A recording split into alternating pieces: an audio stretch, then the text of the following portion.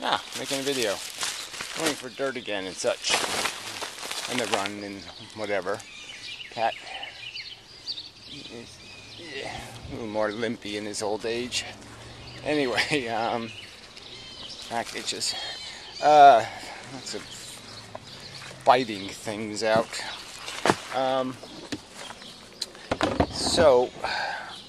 I was thinking, the metaphor thing, coming up with metaphors, analogies, stories, to make it kind of understandable. The simple argument that, the good stuff,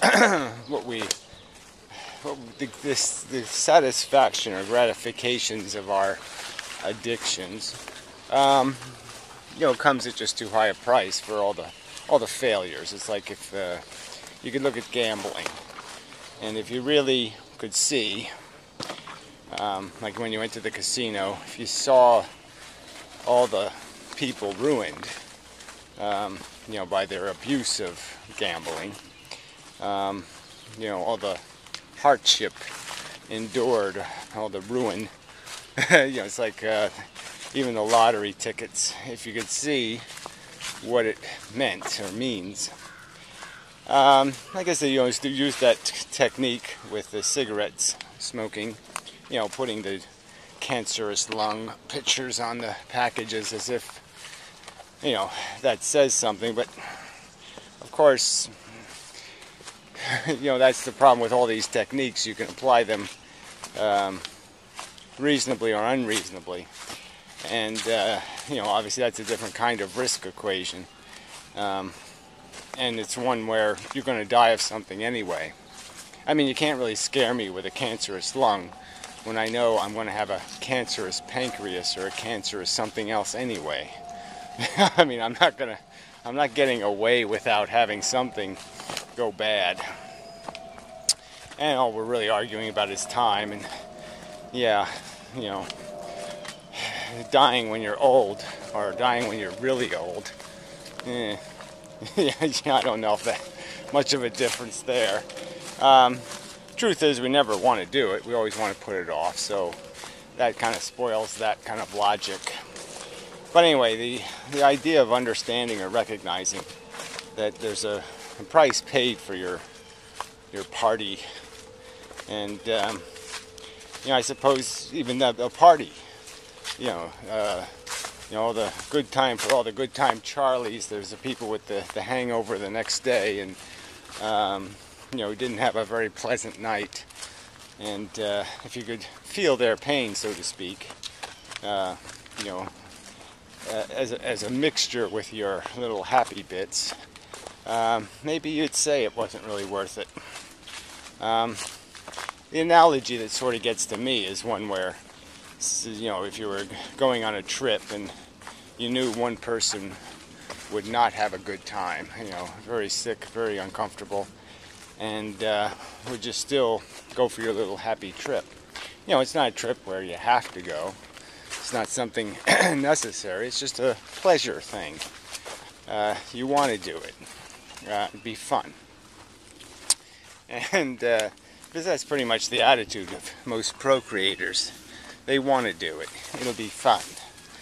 And there's not much contemplation of, not much perspective applied. And I guess you could even go back to all these, these different circumstances with their different, it's one thing to show a cancerous lung to somebody who's addicted. It's another thing to show it to somebody who never smoked a cigarette. Maybe they might say, well, gee, I've lived without it. It's just kind of smelly, and most of the smokers are coughers and stuff. They don't look all that healthy. You could always come up with some kind of reasoning. And if it wasn't for adolescent bravado, I mean, I don't think I would have been a cigarette smoker. I really don't. It was just you got to be cool, and smoking back then was cool. Kind of, mostly.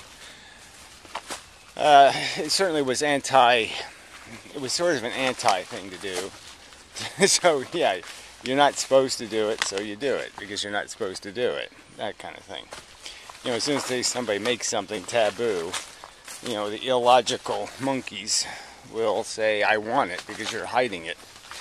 You know, and that's how shamefully adolescent you know, our psychology is, especially when we're adolescents. And unfortunately, decisions that affect the rest of your life will be made in that atmosphere. So that's another point to be made, is that most of the procreators, most of the people who get attached to baby making, get attached to it young. So if they have a kid before they're 18, they're more likely to have 3 or 4 than if they wait. These are just kind of facts, you know, surrounding the subject. And so, obviously, a great deal of thought isn't what you're getting from most of the people who are doing this thing called parenting. And that should scare people. I mean, it should put some pause in people's minds to say, at least, you know, maybe this conversation needs to take place about, you know, the responsibilities of baby making, and that it isn't some sort of right, that it's in fact a privilege that you have to earn, and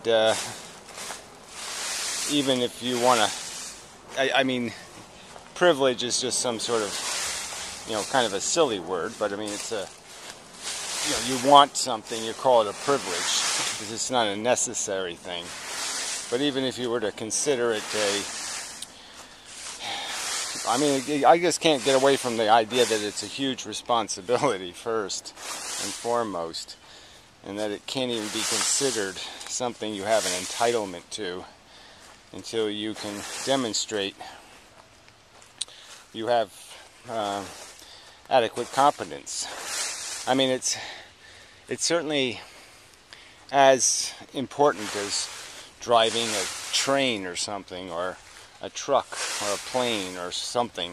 It's a responsibility first, and you sure have to demonstrate that you've put the time in to be able to appreciate what the business you're getting into, and what the liabilities of that business are.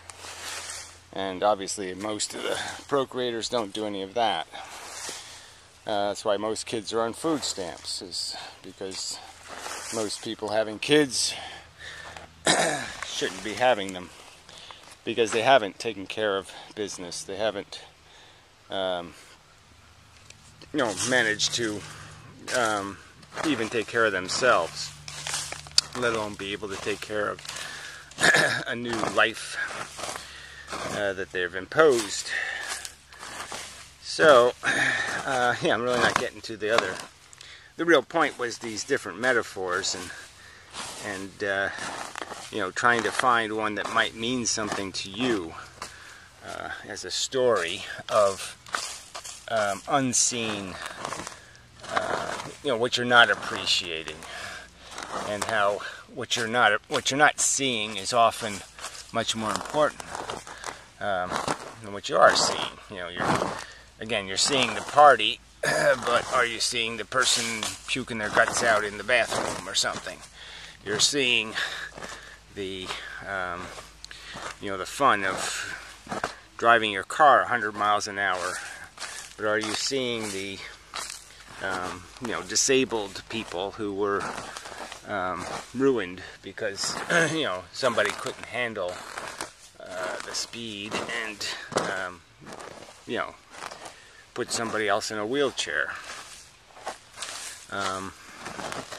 You know, you know, when you're out at a bar, do you actually consider you know, what the statistics might indicate, that you know, if there's 100 people in that bar, that maybe one of these people is going to hurt somebody tonight.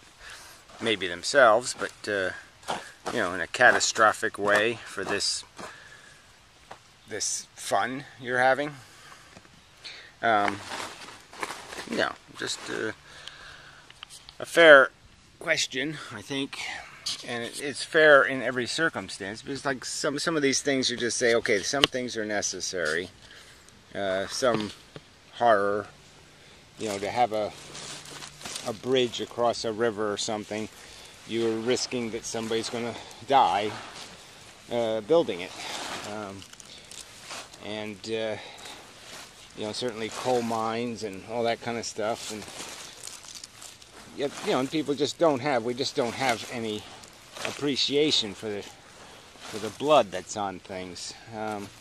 I've used the analogy in trying to get people to appreciate the value of money, to recognize that its real value is in the blood it takes, you know, that people will accept having spilled to obtain it. That's its value. Its value is in the measure of the pain that the inconvenience and the toil that is the creation of the productivity that makes its value. And we shouldn't have pictures of presidents or queens, same difference, right? On our money. We should have pictures of workers, and maybe even people who died, you know, giving you a piece of civilization, because that's where the real value is. And so I guess it's just this, you can't really fairly label life, the ingredients. Well, it can, we can try. I guess I would argue is that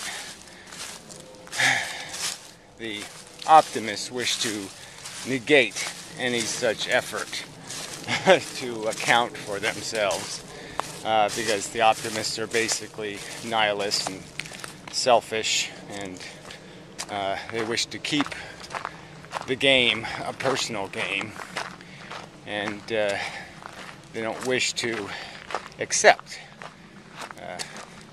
that their play is expensive. Yeah. So they're just cheaters, in other words. Yeah. Cheating the truth that this isn't, there's no harmless game play. There's no living a harmless life. You can just try to minimize risk and damage, but in all likelihood, you know, just the air. I've said this before, but I mean, this is I think it's meaningful. I mean, just the air you're breathing right now, a huge piece of the biosphere, a bunch of organisms, a zillion of them had to live and die in pretty horrible ways to produce the atmosphere you're breathing, and certainly the food you eat, no matter what it's, even if it's vegan, it's still expensive, very expensive, and yeah, there's no solution to that. There's no, you know, you're not going to fix it. So you're not going to make a rational argument evading it, in my opinion. So yeah, the only choice for people who are totally intractable in their sense of entitlement to their rich life. You know, and speaking of rich, they had a big party over here for an 8th grade graduation. You could hear it all the way at my house. You know, 8th grade. Anyway, so I'll go do my running and be back. So I'll be going that way, and then I'll be going that way. So till soon, almost immediately for you. Back just looking at the field from the other end. Yeah. Very nice here. Seeing if any of my golf balls are around here. Every now and then, you know, I hit from over there usually. Ball hits one of these rocks, and who knows where they go. Anyway, where were we? Yes, gaining perspective. I guess that's what it's the point. I mean, it's just this idea, you know, you have thoughts. You're doing some sort of highlight, whatever that is. Air croquet. That's what I'll call it. Chicks in that orange stuff. She looks like fishing bait or something. Anyway, helping little brother out. Yeah. So, sorry, a little distracting. People. Always. Constantly. Anyway.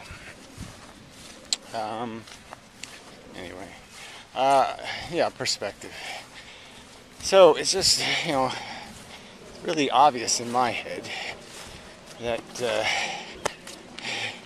you know, even if you offered me some sort of really great life, $1 billion or something, and you know, the catch was you're going to give a kid cancer. I mean, would you take the money?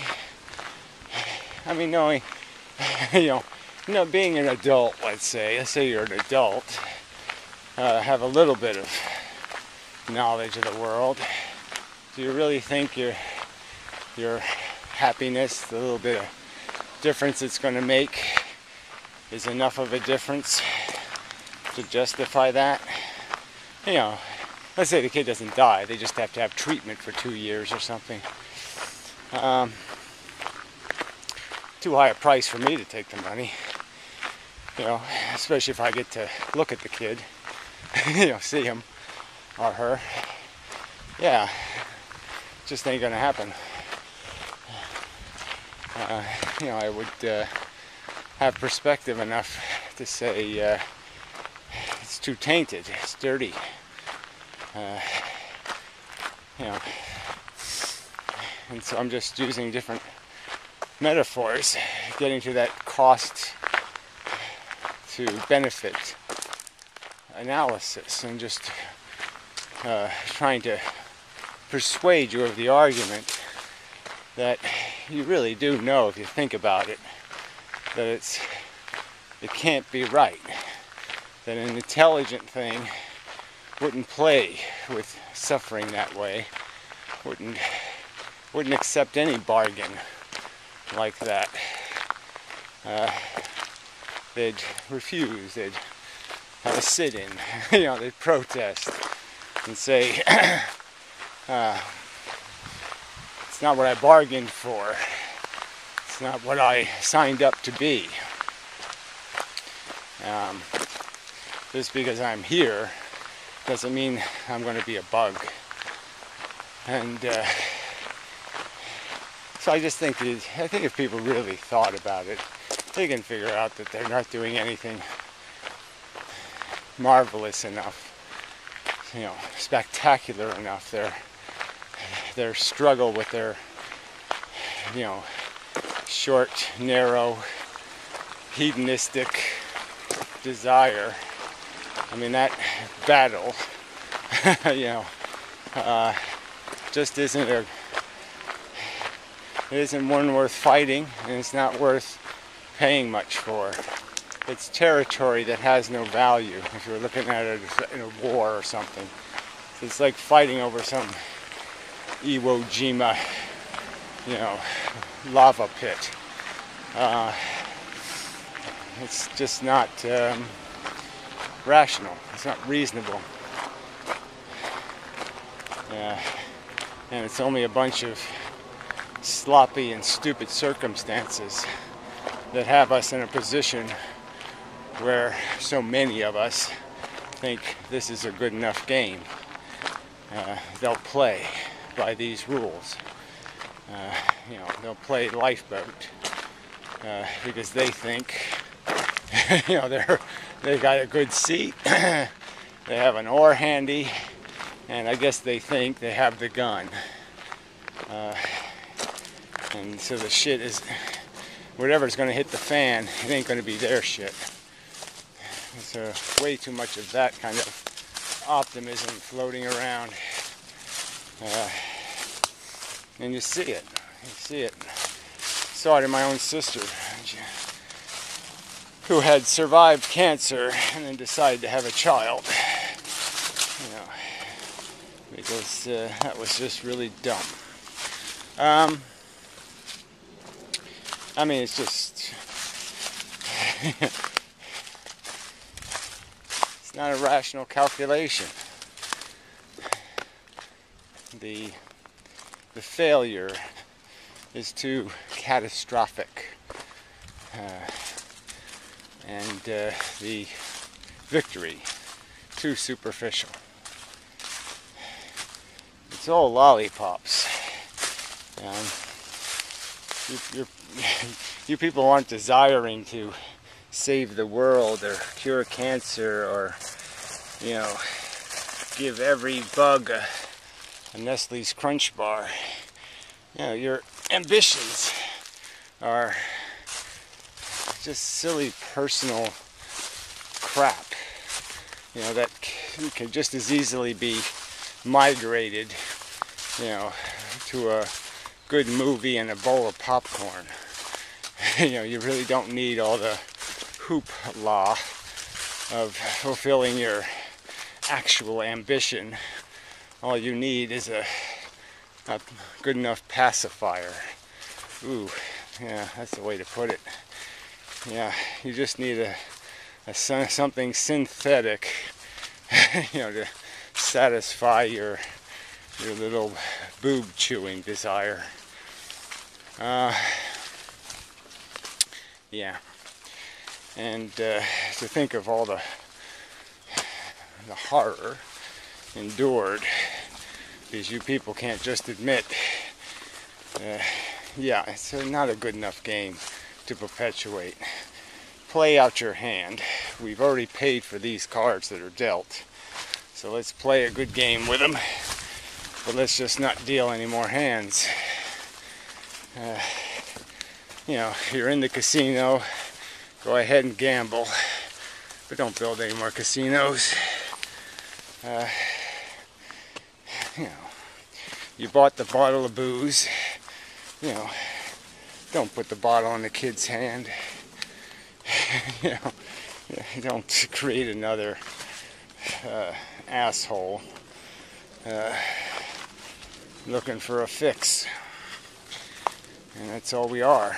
These assholes looking for a fix. Literally and figuratively. Metaphorically. Because the fix is our desire. The fix is the need machine. That's how it functions. It's perpetually broken, in need of repair, and because it feels good to fix it, you think that's an accomplishment. Certainly not an accomplishment to build another broken one, another thing that needs. Yeah. So, I think I've done my job once again. Pretty much. Now what else is news? Really is no other news. This is the biggest story to be told, is getting a grip on this life thing. And I've made this point. I made it to somebody just the other night or something. But if we spent 1/1000th of the resources we spend on healthcare, just 1/1000th of that money preparing people for death, and that is like having conversations about it, making movies about it, maybe, you know, about the whole idea of letting go and the fact that you're afraid of dying. You're not really afraid of not living, and you know, especially when you're getting older, people, they just cling because it seems like work dying, and they just want to put it off another day. You know, if I don't have to do it today, they don't. And you know, that's all psychology, and we should be working on that, trying to make it easier for people to let go, you know, and to recognize that we're all going to let go. We're all going to have to face the sad truth that it's game over, and unfortunately most of what we were is going to be erased from the cosmic memory, and it really was just a kind of silly adventure, just kind of crass and superficial, just a little bunch of nose picking and itch scratching, not much else. Yeah, well, so I added a little bit extra. See if I can find a little bit more in my brain. Yeah, but it is, you know, just the psychology, and the psychology is perverting people's perspective and forcing them, just basically forcing them in a way to turn the truth upside down and pretend animals don't feel, pretend that they're having a good time, you know, fighting every day, you know, just to get their bread and water and not lose a leg or two,